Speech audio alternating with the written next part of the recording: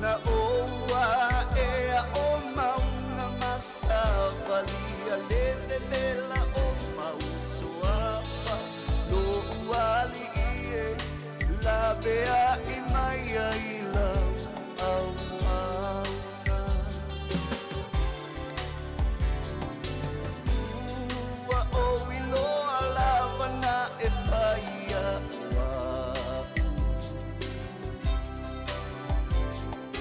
Mase mafua anga monina e whaia ioa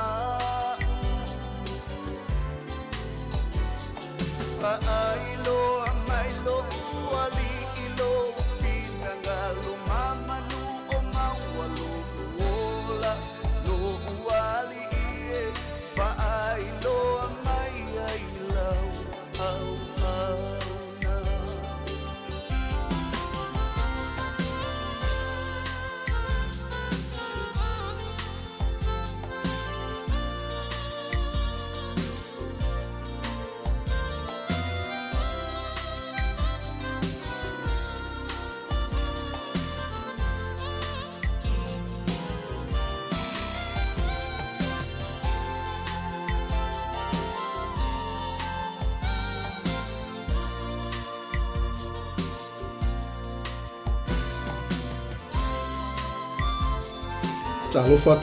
Talofa lava ma lo le soifua muia ma lo fo i le tauata i ni vai no le fiafi na lo suma lo minute te ele tu la lima e toi fatu lima toi tatu ainga ma lo soifua muia ma lo fo i le lava pale ma le fiafi o le whaawawina leo tatu por kalame Manai o le Manava o ngā runga e pei o na iai ia fiafi taitasi mai upo nei whatunga lo uali ie a lofa mai lau au auna e toi whatalofa toi tatu ainga i lunga o pe aunga lungalu le ea nei vaenga o le uli le whenga iai 𝚘𝚘𝚒𝚑𝚝 mai seo so se lau singa o le whenga iai ma lo le seu 𝚘𝚘𝚒𝚑𝚝 o le nei aso wha ma lo fo i langa i atu i ngota malawa mai se i lato umalawa o lo whengai ma ngā ringa whai ui o le nei aso awa ni ngalo ia te oe le lii lo atua mai upo nei whatunga lo wali a lofa mai lau o wauna. Te mawhau iai le angali leo le tua o ala usu fo i 𝚘𝚘𝚒𝚝 o le nei aso. Leo wa pale mai i le tātou Manai o le Manava o ngā Galuega o le angali leo le tua ia te oe o tātou o au aunga a le tua. Fe lava se mea lo e ngalue mai uno wai ngā Galuega ma le fina ngalo tātou li o Yesu Keriso. O tātou lava o ni au auna lea ngā mani whātau waa. Whatalo whatua li tātou ainga i lunga o penga te whailangi. Lea ua pale mai tātou nanga whatalo whātu i le tinao le ainga se to lua ia sara. Pahuta maniva ainga le fiafi wha malo foi. I le whenga iai matiute. Whaiwa i tono o le whatu ainga tausi o wā. Nai whanau a onga e maise.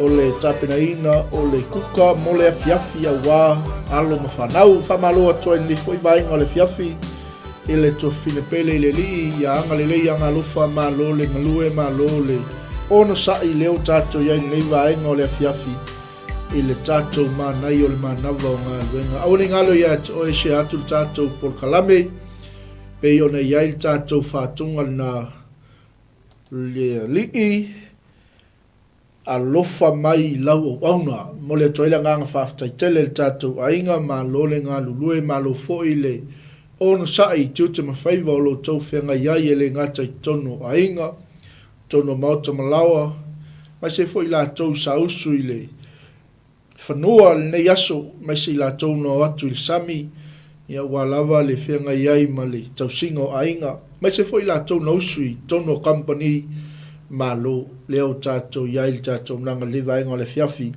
lao tau por kalame Manai o le Manava o ngā Galuega e pei ona iai a fiafi taitasi ia whatalo whatfo i se wō o se paanga ua fau mai lunga le tātou nanga lewa inga le fiafi ma lor soifua manuia mai leisi a tātou whatunga lea ua tātou anga ia toi lewa inga le fiafi tātou wha maloma le tātou wha mnatu masani o sewa ya ke risol tangata fōwia whaiwhai malia lo sa a o anga ia toali tātou por kalame Manai o le Manava o ngā Galuega o se wa ya ke riso tangata fo wia pese ile le o le tua pese le matautia o le tua wa italia Yesu ilo loto malofu na ngalo o tātou o tangata nu o lona malo o tātou o le tangata fo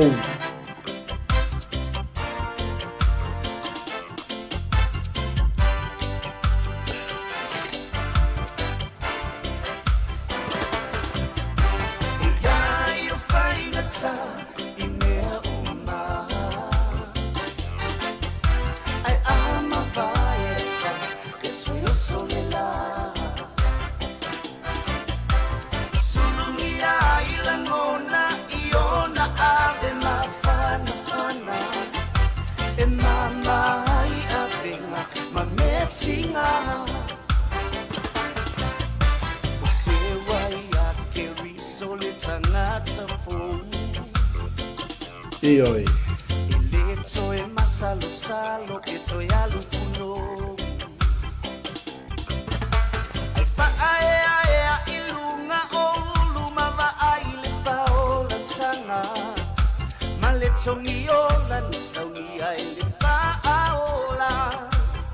Hallelujah.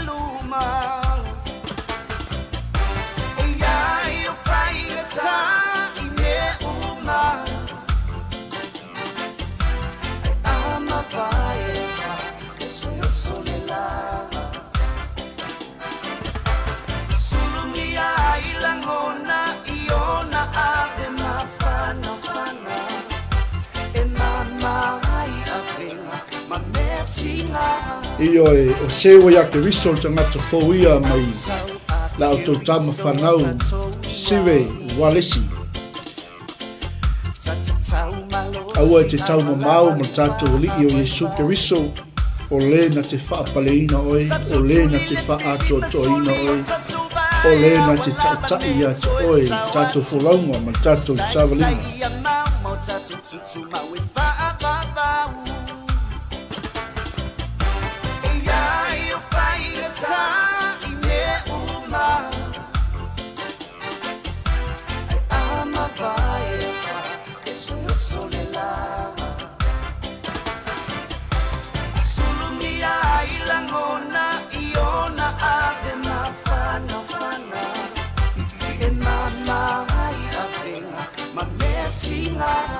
Atalo fatu nei vainga o le whewhi losu ma 5 minute te ai lei tu lai 5. Niso tātou vainga leo pale mai lungo le tātou tautua mla unanga le Global Kingdom TV. Wha ma lole ngāli lue. Wha ma lo fo le on sai tūtun whaiva ma lole soi fua muia. Si atu tātou ko kalame luanga i atu tātou wha ma lo. Watu wha ma lo i lato umalawa i pasi, a koria, a taxi.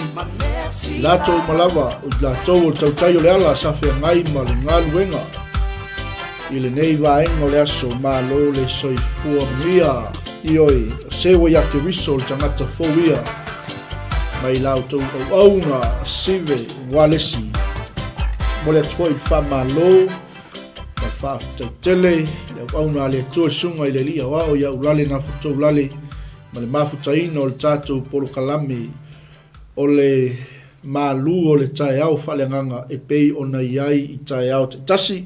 Malanga mau mai lau mua Wellingtoni ia ua lava le whao wino le tātou tautua ma le aunanga le Global Kingdom TV i leuanga i atu i le West ia wafo i le asi singa i tono ainga ia manuia le anga i atu i lungo le ala le neiva ainga o le fiafi a whapea fo i le ete maua mai leo sa mo le atu no pele tautua nalo saunga le mu. siaki leilo sava i leile sawa whaatulanga ina i lungo le ala ia o vaenga o mai a wale saunga le mui tonu o tātou sā i le nei vaenga o le whiawhi mai le se tātou whaatunga lea o tawa e tasi a Yesu Kiriso ia e moli atua i tātou whaamalo le nei vaenga o le whiawhi ia wale tātou au nanga o le manai o le manava o ngā ruenga.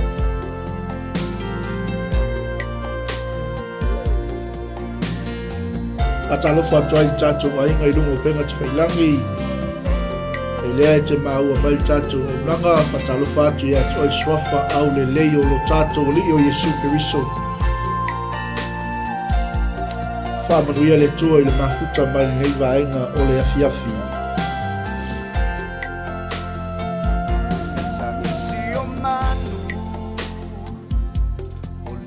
Veao Bine se veao O momoli mai se nu mamao Manatu i fo Ilo uloto Ia o fili male poto Toi manatua La tafe ngainga Na o i o e ya o e muta o no lofa lofa E pele o I lo ufatu O lo mana o te nofo ma O lau Yesu lea Na There was a bar, it's a sea fire, my Sivia. Delio Yesu Kiriso, it's a muli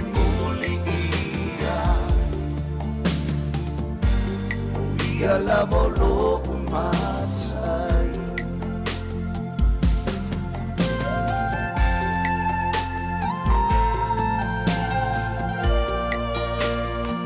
Io tātou wa e tasi a Yesu Kiriso o le na whaolaina i tātou. O se miti na whaali o loko e ia Yesu I le ta amilinga o le wili ma walunga o lo walo lava ia suma malule sabi so alea Mai al tātou whatunga leo na ngai atu i leo tātou Manai o Manava o ngā renga o tiuto tangata nu o le malo le tua e peona e se sila mai nungo tātou screen o tātou tusi ngāwa mo pe teu e lua o lo ngai atu i tātou Manai o Manava o ngā renga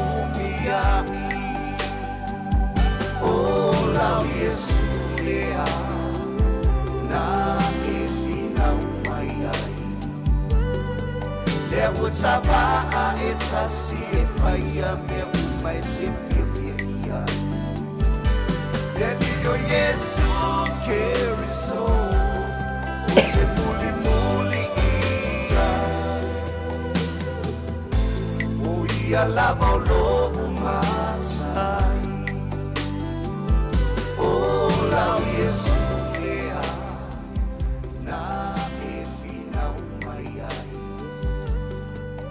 Utava it's a sea fire me my Sivia. Delio Yesu Kiriso, o se muli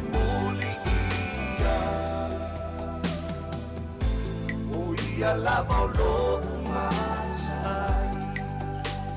Tolo suma 5 minuti te a leitu lai 5 ia Samoa o mai o tātou Manai leo Manava o Ngaluenga e pei o na iai nei vaenga o le afiafi o tiuti o tangata nu o le malo le tua.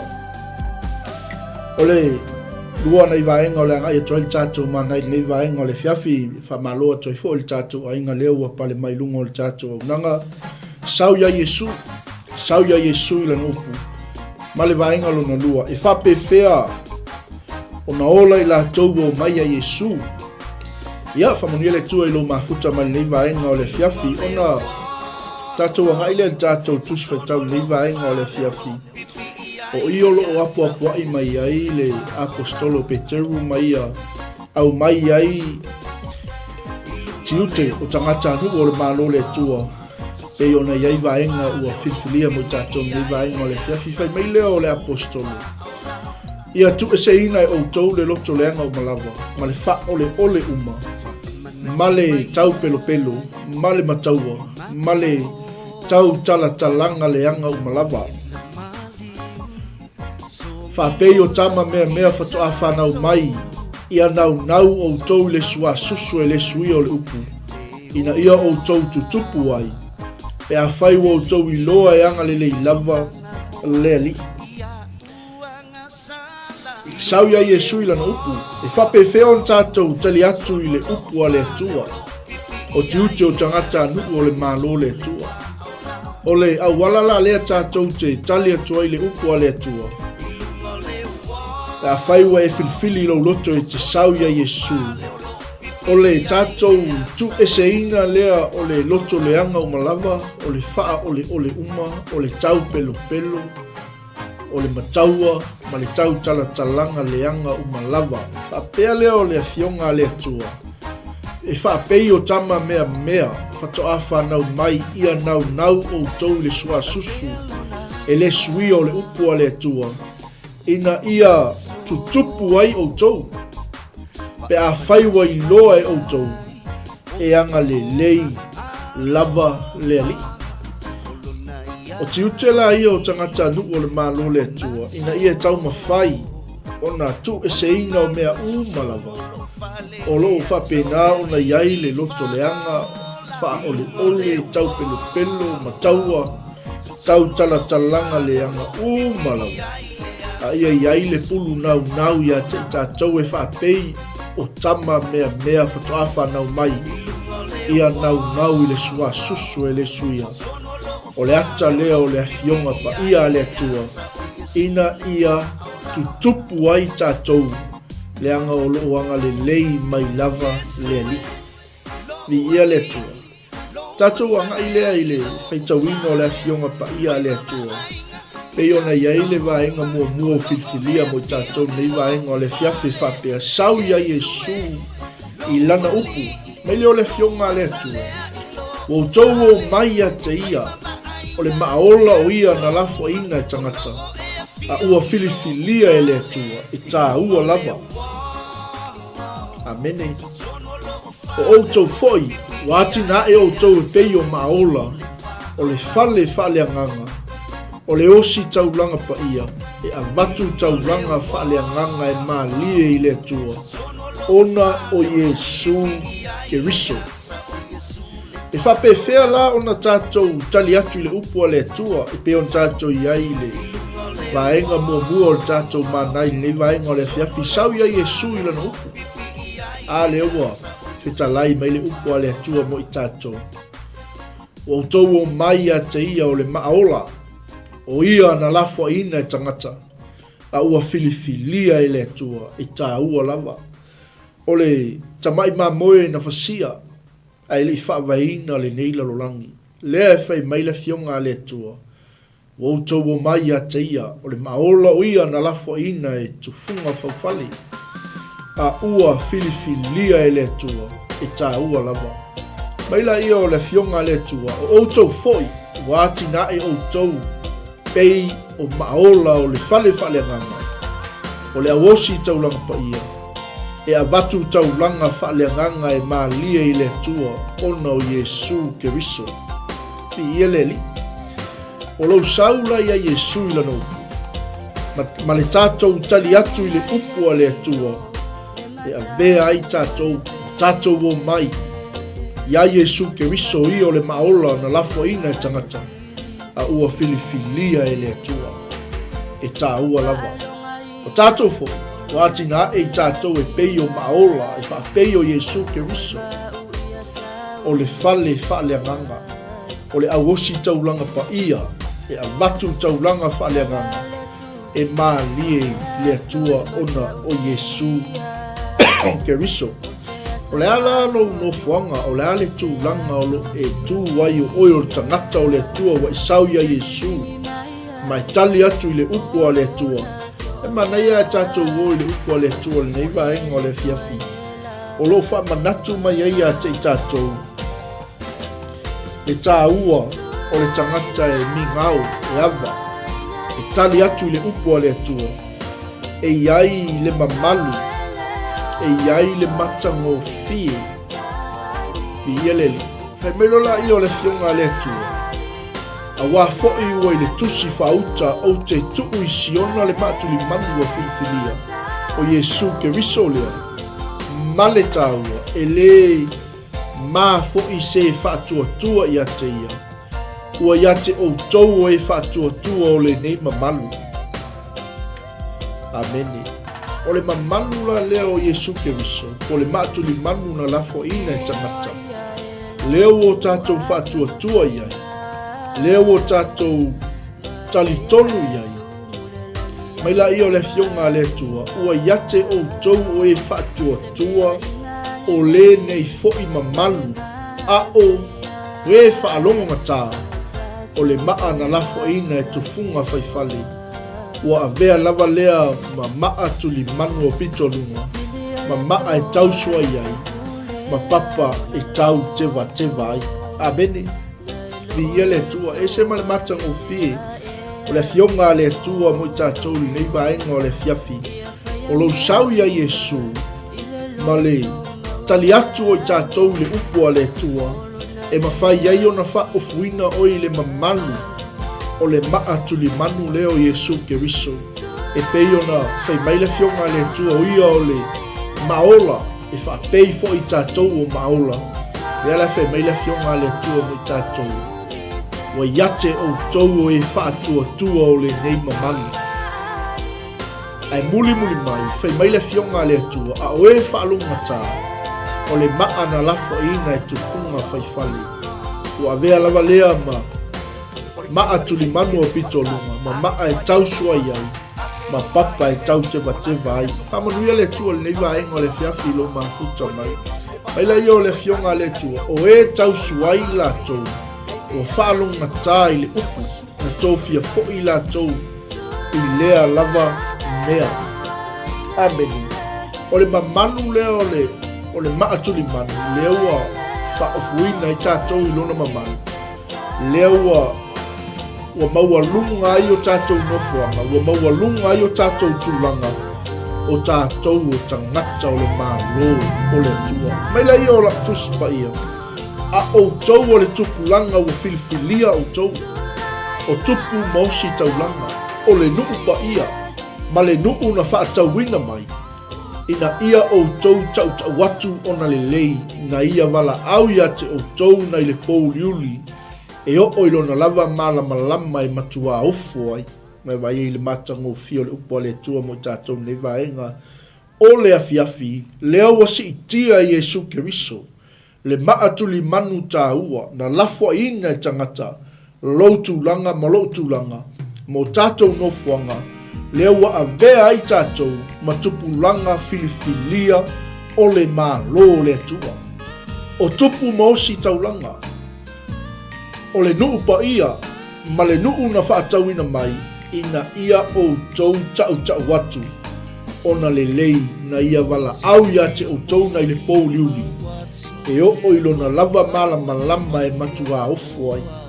Mea lea e maofa i le larolangi. O le mea lea e ofo ai tangata. Pe au o le whaea le atua i le tangata whaatua ma le tangata talitoni. Whai la tau matupulanga Filifilia. Whai la tau matupu maosi taulanga whaatasi ma Keriso. Whai la tau manupa ia ma le nuu na whaatauina mai. O le nuu ea. O le nuu la tau te a tau watu. E le lei lava o ia o le na wala awina o tau na i le pouliuli. E o oilo na lava malama e matua ofo ai. whamanuia le tua le nei vaenga o le fiafi. Le mamalu leo le maatu le manu. Leua e tu matila ai. Leua maua lunga i le vaai a tangata i ate oi. Ona o le mamalu leo le maatu le manu. Malona tāua o Yesu Keriso. I ia le li. O outou o tupulanga filfilia outou. O outou o tupu maosi taulanga. O le nuupa ia na whaatawina mai. Ina ia outou tau. Aha pela lea te whaafonga mani nei vaenga o le fiafi o oi o le tangata filfilia. O oi o le tupu o tātou o osi taulanga. O le nuupa ia whaatasi ma Keriso. Ia tātou tau lona le lei. Ia tātou whaamanuina o ia o lena wala winga i tātou. Nai le pōli uli o atu lona lava malamalama. Le malamalama leo le maatu li manu malona mamanu. Leo a vea i tātou e pei o le pupula ma le mamanu o le atua. Amen. Ana whai mai e lau tuspa ia o e na le whai manuku ana mua. A ona po nei ua whai manuku o le atua. O e na le alofaina a o le nei ua alofaina lava. Amen. Mi ia le atua. Sau ia Yesu. Kau ai whaingo fia o le tātou whaasoa ni vaenga o le fiafi. E whapewhea ona e tali atu le upo a le atua. Amene. O le taimi a te saua ia Yesu. Ma e tali atu le upo a le atua. E whaamamaluina o e le atua il mamalu o le maatu le manu. E whaatu matila e le atua oi i le tūlanga mapu e pupe. O oi o le tangata o le atua le ata li ima le awhawhine o le atua. Whapewhea on tātou ilo, a le ua, tātou whaitawina le upo le atua. A o tou o le tupulanga filifilia o tou.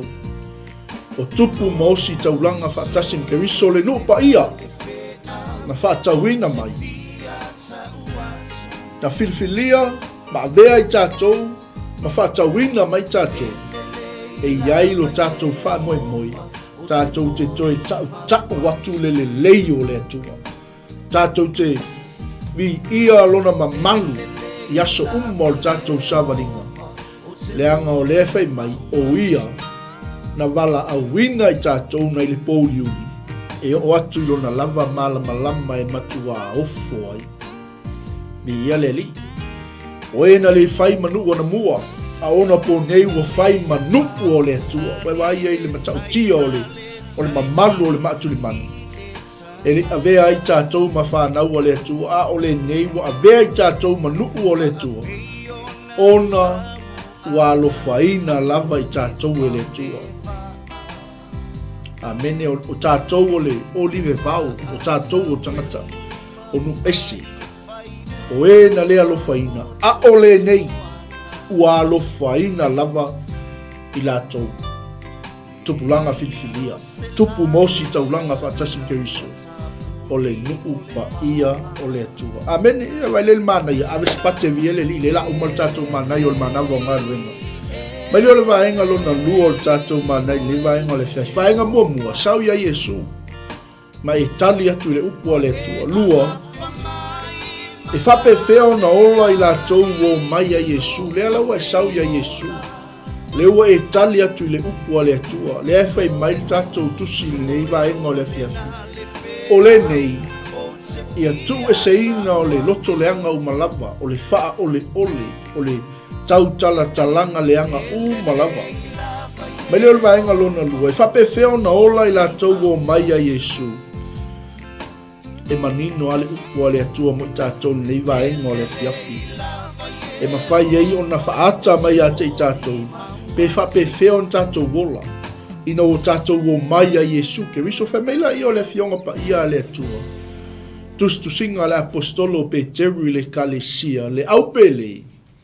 O te ai o yatu ia te o tau o tangata ese ma e au mau. Ia ma mau o tau matu ina nau o le tingo. O mea ia e tau ma le anganga. Vi ia le atua.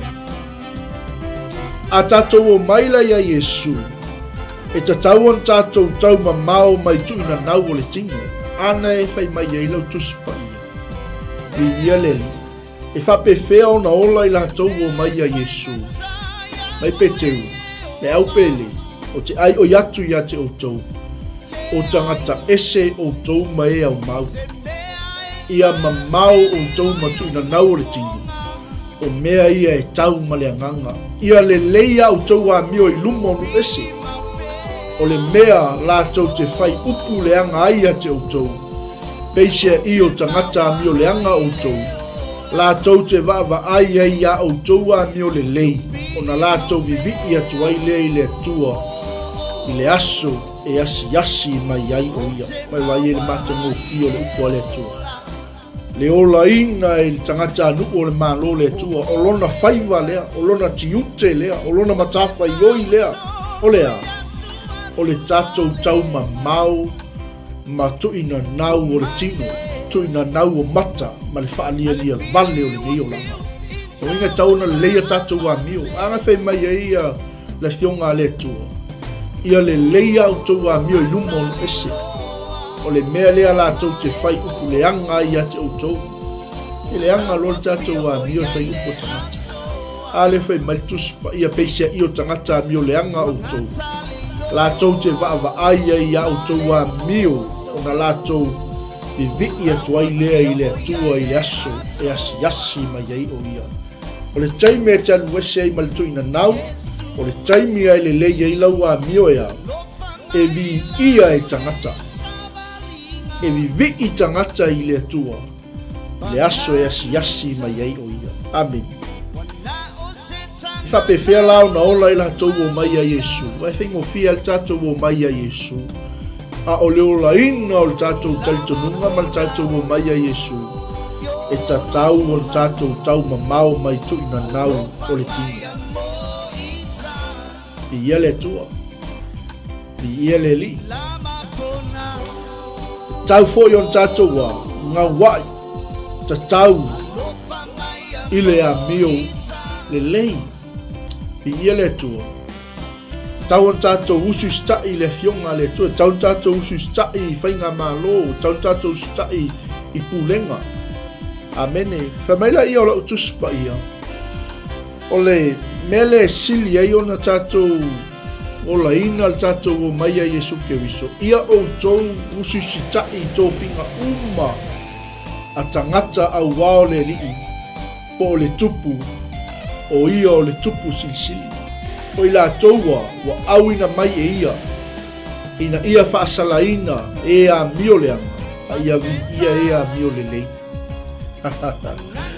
Aleluia vai le matango fio le whaasoa le atua mo i tatou nefia fe maila ia o la tuspa ia a wao le fina ngalo leo le atua o laha o tou a mio le lei ia whaalolongo ai le valeo tangata pouli pei o e sauloto ai awane i whai le saulotonga mau fiufi o le loto le anga amene le ia le atua amene a ia whaapei o au aunga a le atua i tatou ewe i matango fio lupo le atua mo i tatou nei vaenga o le fiafa amene i tatau an tatou wa ngā wa i sao i o tatou ule ngā wa i tatau i le malo vi ia le atua e se la le matango fio le vaenga lea langa le fai mai le fionga pa ia le atua pe sila totoa iai ia o tou wava i tangata uma ia alolo fatu i le auso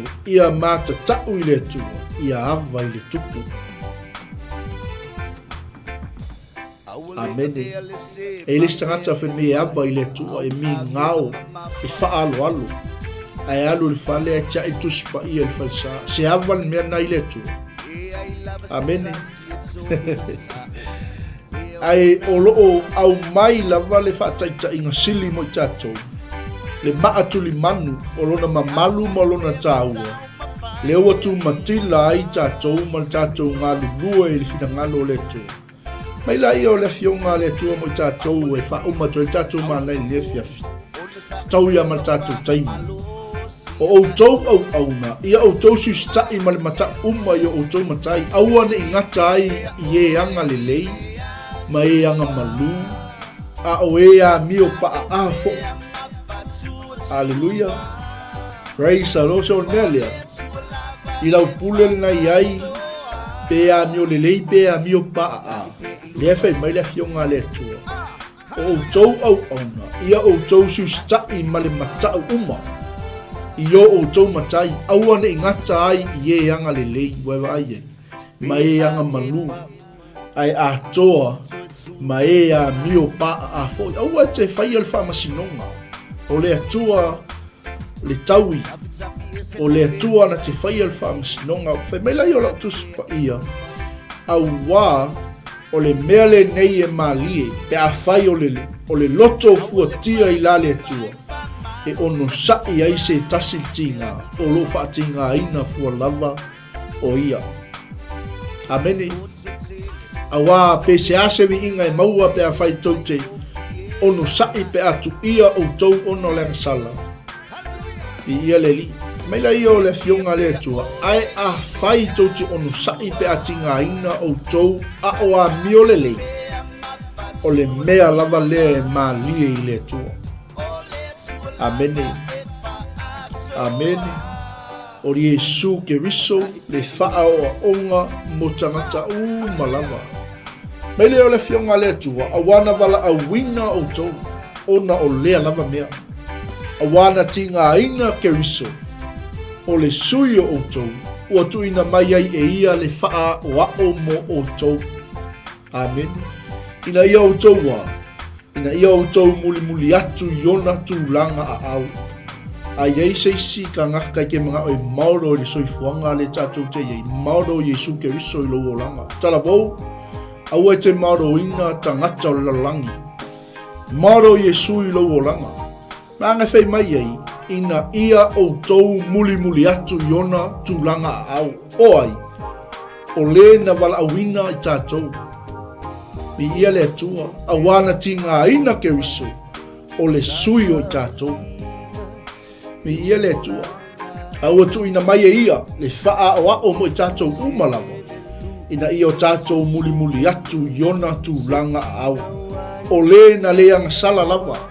o le na le iloa fo'i se pepelo i lona fofonga e vai e le taimi tatou te faa o ia Yesu ke riso e le ngata e le aise anga sala e le iloa se pepelo i lona fofonga o le saanga te le ina a e le itoeanga te le atu e lunga le tau i masui na whātinga ina o ia a e le i wha matau atu koe vai e le i wha malai e Yesu i lato umoe na anga le anga mai i ia le atua i ia le li e o mele masani no wha soa tu e tatou aina e ino sia oi e ino tangata ia te oe ona o Yesu ke riso o le saanga te le ina a ele i toeanga te le atu na whaatinga ina o ia a ele i wha matau atu a ua tuina atu o ia amene e ia i le na te wha masino tonu e wa i le maa mai o le mele la wha umai tatou Manai li wa engo le fiasi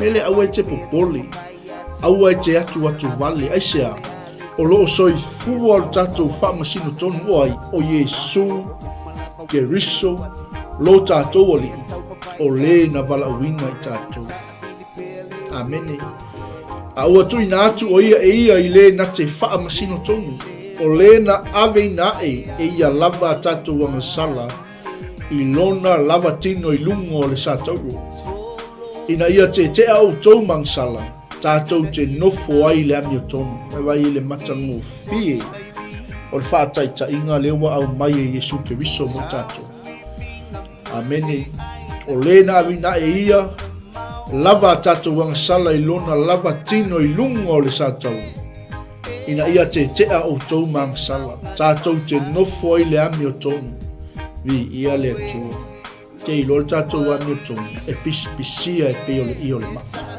palpala e fe maila i o le fionga le atua fe maila tuspa ia o ona wha lava ua malolo ai tatou a wā o tau sa wha pei o ma moe na si a o le nei ua toi li liu mai o tau i le na te leo ina ma tausia o tau anganga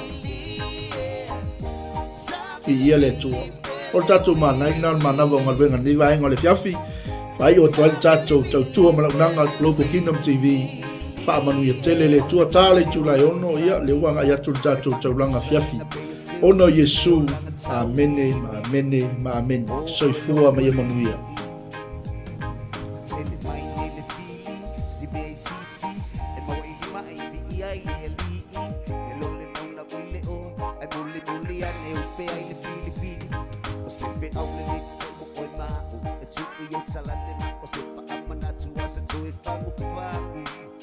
If I'm a fat to